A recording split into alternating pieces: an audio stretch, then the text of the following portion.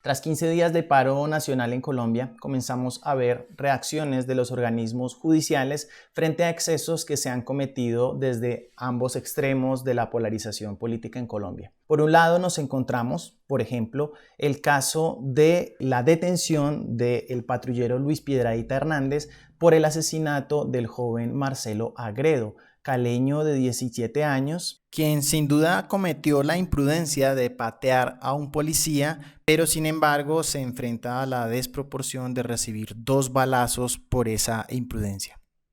Lo cual fue denunciado en su momento por Human Rights Watch. Pero también nos encontramos del otro lado con los excesos ciudadanos que han terminado incluso con el asesinato de un capitán de la policía, Jesús Alberto Solano, el pasado 28 de abril. El capitán Solano tuvo que correr huyendo de una turba que finalmente terminó apuñalándolo y quitándole su vida. ¿Qué tipo de análisis nos merecen estos acontecimientos, tanto del lado de los excesos policiales como del lado de los excesos en las manifestaciones ciudadanas de inconformismo? Mi nombre es David Díez, creador de Investígate, y en este video les compartiré una reflexión desde un punto de vista integral frente a estos acontecimientos. Comencemos por declarar que en este canal la visión integral desde la que hablamos dialoga con una perspectiva de respeto de las democracias liberales. Esta idea de las democracias liberales ustedes la pueden encontrar en autores como Nussbaum en diferentes obras, una de ellas es Las fronteras de la justicia, y estos autores tienen un elemento en común que particularmente comparto, y es la idea de que cualquier análisis de lo que es justo o no en una sociedad de democracia liberal debería partir de lo que es constitucional o no. Y en Colombia pues tenemos una constitución política que se supone pluralista, ¿no? Ese pluralismo que viene heredado de la tradición francesa de pensadores como Voltaire, a quien se le atribuye esta frase: difiero de su posición, pero defiendo su sagrado derecho a expresarla.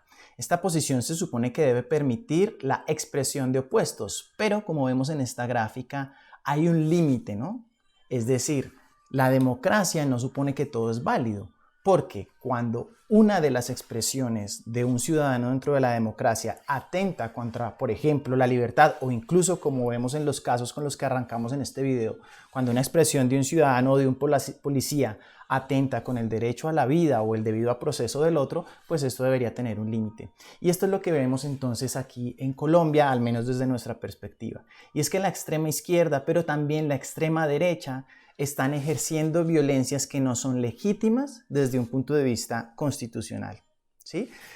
Se lo explico con plastilina, esta cuenta de Twitter de la cual tomamos esta imagen, creo que nos deja claro allí que el tema es que el exceso, ¿no? La desproporción, que es justamente lo que castiga un juez cuando envía al patrullero Piedradita a la cárcel, es eso, es que no es proporcional que si a ti un ciudadano te pega una patada, entonces tú le respondas con 2 tiros en la cabeza.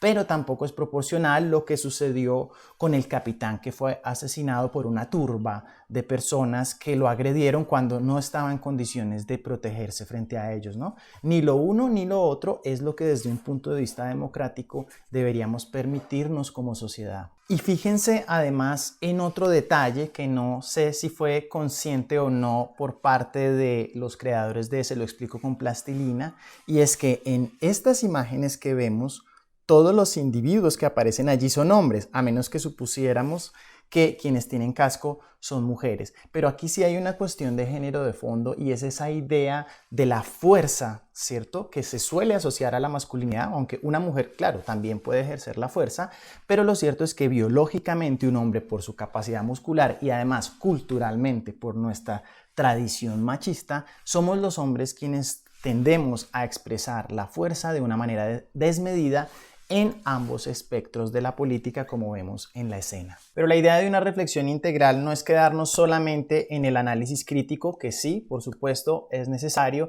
pero también requerimos avanzar hacia un nivel de, bueno, ¿cómo podemos enfrentar este problema? ¿Cómo podemos realmente comenzar a disminuir esos niveles de violencia en los diferentes espectros de la política en Colombia? Bueno, la perspectiva integral implica que primero reconozcamos que Esa manera de enfrentar el problema incluye tanto aspectos colectivos, digamos institucionales, ¿cierto? Y otros ya de carácter más personal. En nuestras sociedades occidentales todavía se enfatiza más en lo externo, que sí es necesario, pero vamos a ver que es insuficiente. Por ejemplo, ¿qué es necesario frente a los excesos policiales? Ayuda mucho que la ciudadanía masivamente, como lo está haciendo la ciudadanía colombiana, muestre que puede protestar de manera pacífica, ¿cierto? Por supuesto, sigue habiendo excesos y frente a ellos es que también existen los mecanismos para defender los derechos, ¿cierto? La tutela, por ejemplo, que tiene la ventaja de ejecutarse en un tiempo reducido, ¿cierto? En 10 días para obtener respuestas, pero también las alianzas como con Human Rights Watch o la presión internacional. Ustedes ven que no es lo mismo un Duque hablando frente a la ciudadanía colombiana que hablando frente a CNN, ¿no? Eso cambia el tono de la conversación. Y para que quienes quizás me pudieran decir, no, David, pero es que realmente esas luchas desde lo meramente institucional no aportan.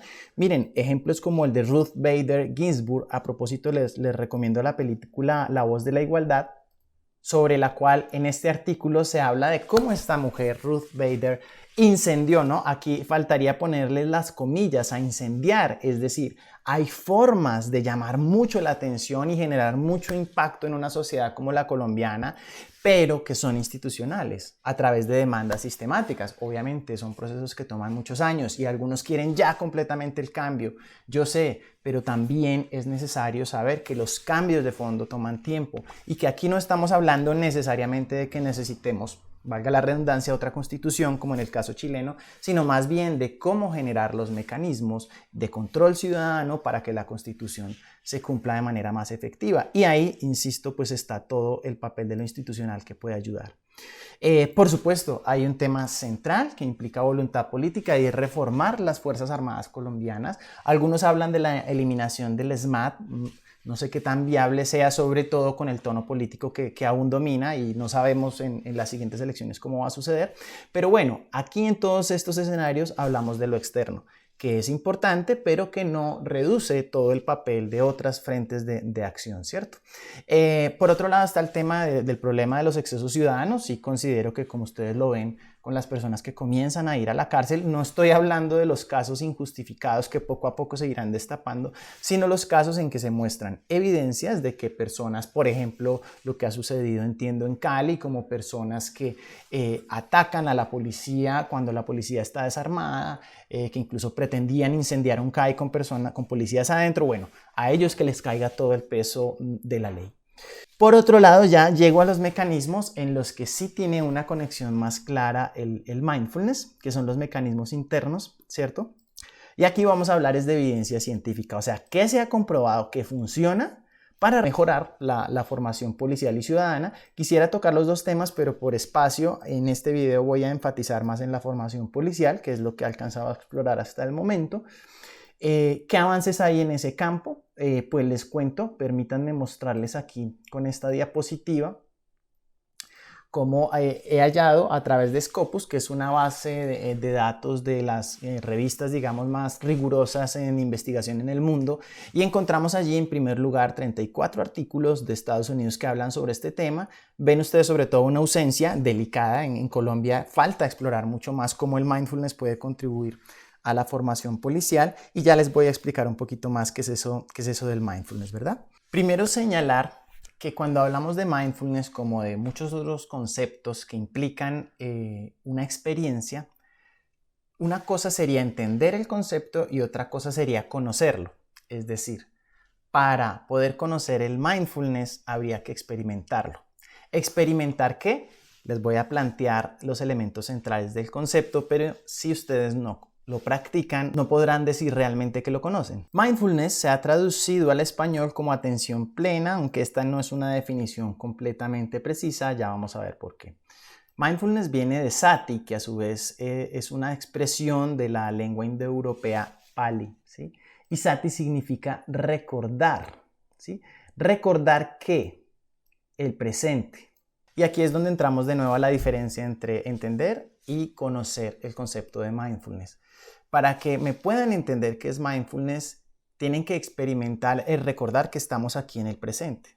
Es decir, que por ejemplo, si mientras yo estoy hablando a usted la mente se le fue a otro lado, no sé, pensó en que se le quemó el arroz o pensó en algo más angustiante como lo que está pasando con el paro nacional en Colombia, entonces se le olvidó estar aquí, en el presente, ¿sí? Y usted preguntará, bueno, ¿y esto para qué rayos puede servir para la formación policial? Bueno, les cuento que lamentablemente, sobre todo en el caso de las investigaciones estadounidenses, se ha utilizado el concepto y el entrenamiento en mindfulness para que los militares no tengan lapsus en los que pierdan la atención y entonces puedan estar más concentrados en ¿qué? En tener sus objetivos militares en la mira y atinarles. Digo que es lamentable porque entonces, como lo plantea este autor del libro Mac Mindfulness, un poco haciendo la burla del mindfulness cuando se vende como si fuera una hamburguesa de McDonald's con el mismo empaque y sin ninguna visión crítica, pues puede derivar en, por ejemplo, la militarización del mindfulness, ¿no? Como yo pongo a meditar, por ejemplo, a los soldados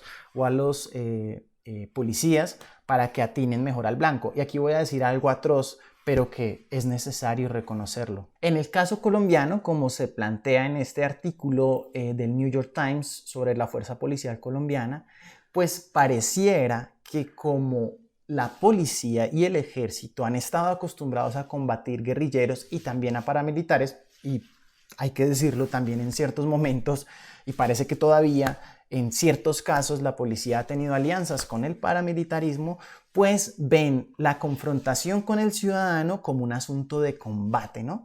Entonces es por eso que hay una actitud mucho más guerrerista e incluso pudiéramos decir en términos de mindfulness, de manera atroz pero real.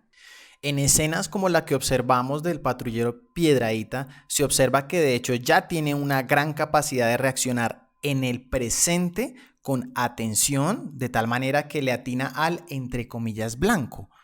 El drama aquí es que ese blanco es un ciudadano, no es un guerrillero o un paramilitar en medio del combate.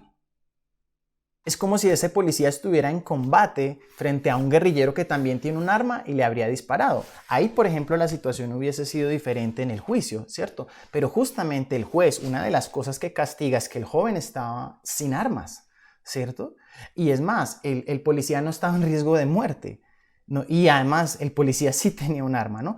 Entonces, aquí yo les estoy hablando de la aplicación del mindfulness no para que la policía le preste más atención al blanco, no, eso sería lamentable. Ya de hecho lo hacen muy bien haciendo el mal de dispararle a quien no deberían dispararle.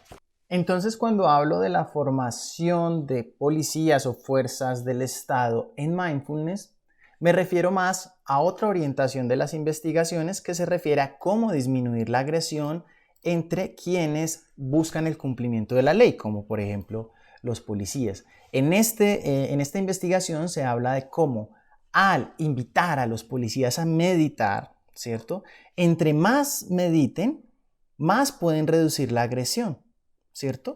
Y pues plantean que se puede aplicar para diferentes grupos, no solamente para los policías. Es decir, que esto también se podría aplicar para los ciudadanos que han incurrido en vandalismo cuando se les sanciona, además de hacer, por ejemplo, trabajo comunitario, pues cuando no son casos tan delicados, ¿cierto? Como el de un asesinato, sino, por ejemplo, pensemos en la sanción que le hubieran podido imponer a este muchacho que fue asesinado en Cali. Hubiese podido ser, venga, lo vamos a poner a meditar para que usted haga conciencia de sí mismo desde una perspectiva del mindfulness que tiene que ver ya no tanto como con la atención solo del aquí y el ahora, ¿cierto? Que puede servir, por ejemplo, para mejorar el atinarle a un objetivo, sino más bien, Sati, cómo recordar en relación con el origen latín de la palabra recordar, recordari, que tiene que ver con esta relación con el corazón, ¿cierto?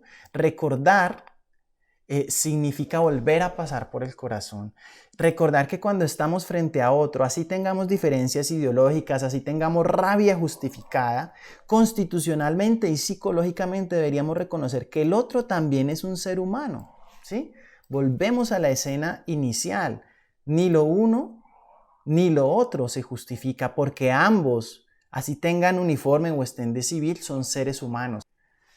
Sin embargo, como habrán notado, yo también ya me alteré un poco con el asunto y quisiera más bien abrirme a la conversación, escuchar sus comentarios, críticas constructivas y espero no violentas, al menos no violentas físicamente, ¿cierto? Un abrazo para ustedes donde quiera que estén, cualquiera sea su orientación ideológica, y ojalá en Colombia y en el mundo podamos expresar la diferencia sin necesidad de aniquilarnos.